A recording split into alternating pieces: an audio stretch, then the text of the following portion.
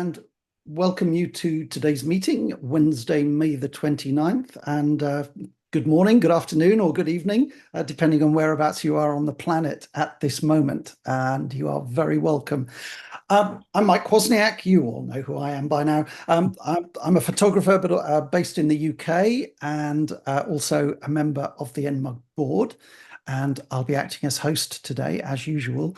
Sheeta is here and moderating as usual. And Sheeta, was there anything that you'd like to say before we watch Dan crash and burn? I'm looking forward to that. Again, I am very happy to welcome any guests that we have. Brendan Moore, thank you for joining us. And we hope that you enjoy what you see today and enjoy it so much that maybe you decide to join us. Okay, we need mics off.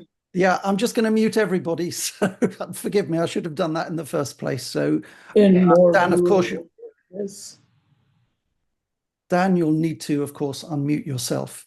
Eckhart, our president, is with us today. And Eckhart, was there anything that you would like to say before we start the meeting? Nothing in particular, but a warm welcome. And I'm looking forward to an exciting meeting. Thank you.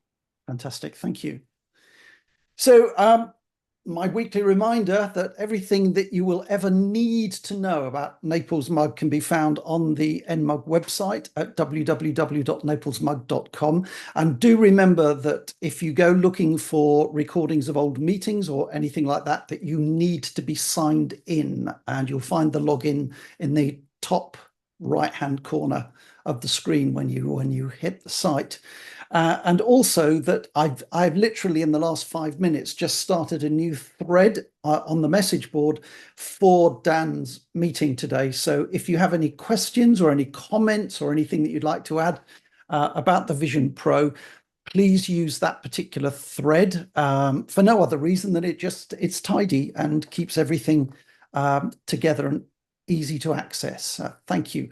One or two announcements. It occurred to me the other day that many of you lovely people come to every single meeting that we hold. And I suspect sometimes think, why does he go through all this stuff at every meeting? And the reason, of course, is that typically we see between 100 and 150 of our members at each meeting. But we have a membership significantly bigger than that, and different members come to different meetings. So we feel it's important just to repeat all of this stuff week after week. So if your ears are bleeding, I do apologize. A quick reminder about our beginner session. NMUG hasn't done beginner sessions for a very long time, certainly not while I've been a member. And Dan will be running a beginner's course on Mac OS on Saturday, June the 15th, and on iPad OS on June the 22nd. Both these classes will begin at 10 and run for 2 hours. They're free to all members. Everybody will receive a Zoom link to attend them, so you don't need to register or anything like that. But if you want to learn more about your operating system, and especially if you're a beginner and want to learn more about your operating system, please do join us for those 2 sessions, because I have no doubt that they'll be absolutely invaluable.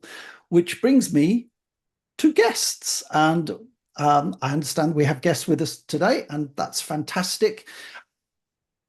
We are nothing. NMUG is nothing without our members. We have a fantastic membership. It's really healthy.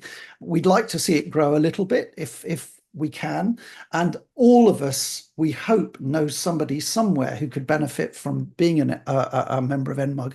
So just at the moment and for the rest of this season, if you know anybody that you think might benefit from joining NMUG, please do feel free to share the Zoom link and invite them along to try out a meeting.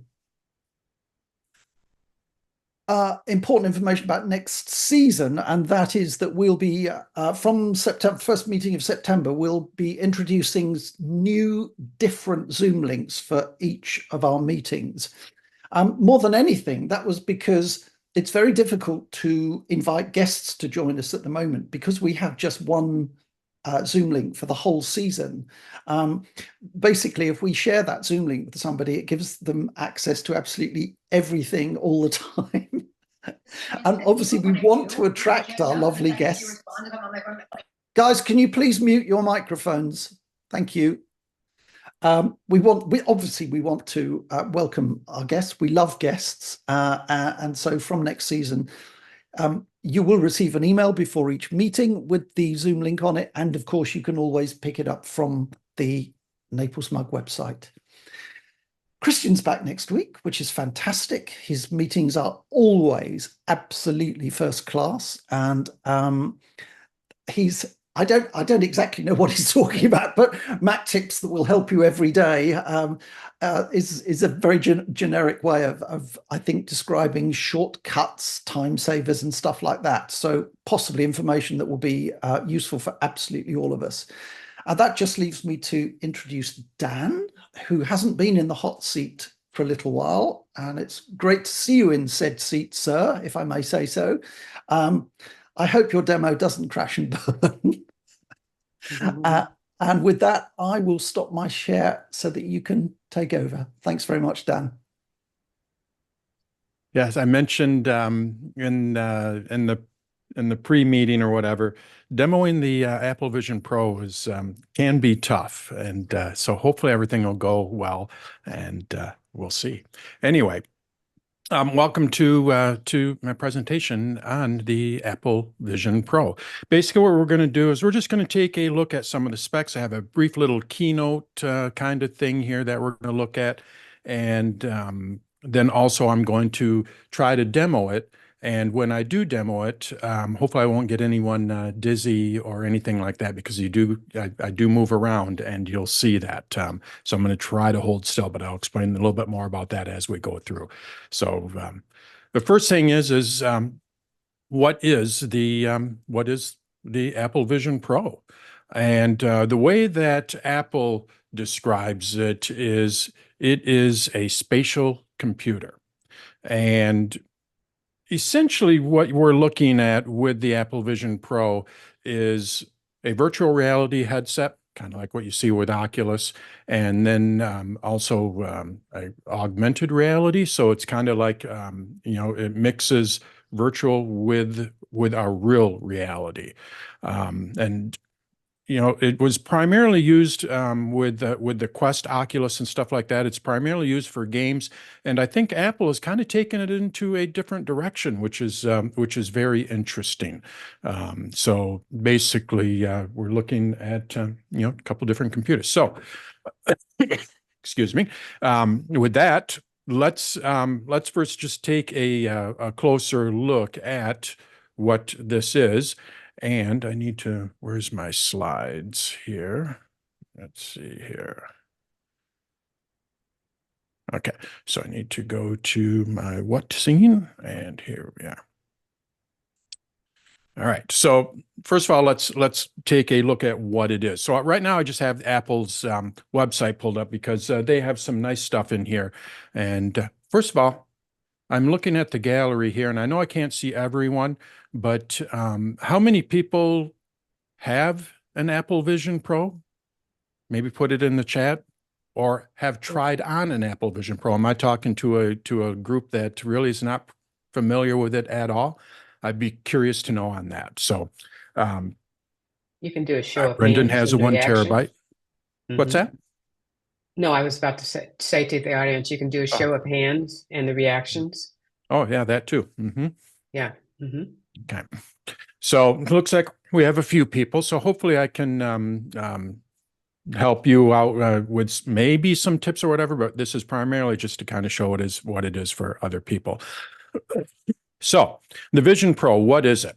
Well, as Apple says, it's an era of spatial computing. So really what it is an extension of, it's another computer. And what you can do, this picture here kind of shows it in a good way of showing what you can do with it. You're going to see that she is in her real environment. She is in her office, but she is looking at a screen, and that screen is virtual. And when you're looking at that screen, exactly what she's doing, it really looks that large. It's incredible how large these screens get. And you will see when I look around my office here, I can make these screens as large as my office wall. So when someone says they have a 65-inch TV, that's nothing, you know, kind of thing. It's really quite incredible. So what you can do with this then is you wear it on your head and you can interact on this big, beautiful screen. You can watch movies, surf the web, write notes, any of the apps, iPad OS apps and the Apple Vision Pro apps will work on this. But in addition to that, you're still in your environment. So if Beth were to walk up to me while I'm wearing it, I'd see Beth. If I had a cat, we have 3 cats. If a cat walked up, I would see that cat in my lower right-hand corner or lower left-hand corner, even though I'm looking at the screen, because it has a pass-through camera system. And that is what is a little bit unique. And some of the other VR systems are starting to do that, but not to the near quality that Apple is doing. And we'll look at that when we look at specs. You navigate with your eyes, hands, and voice. So basically, the way that it works is it's tracking your eyes. And when I look at stuff, it's kind of like the cursor on your Mac. When you're looking at your eyes, that cursor will jump. And then you pinch with your hand to tap or click with the mouse. So basically, you're navigating with your eyes. You can also navigate with your hands. So that's an accessibility option. So if you don't want to use your eyes, you can use your hands and just point. And then you can also use your voice. On top of that, you can also use a trackpad and you can use a keyboard. So this is my keyboard for the Apple Vision Pro that I use. All right. When you are looking at it, so this is the app tray here, whatever you want. I don't know exactly what to call it, home. You're going to see that it is in 3D, and I'll demo that.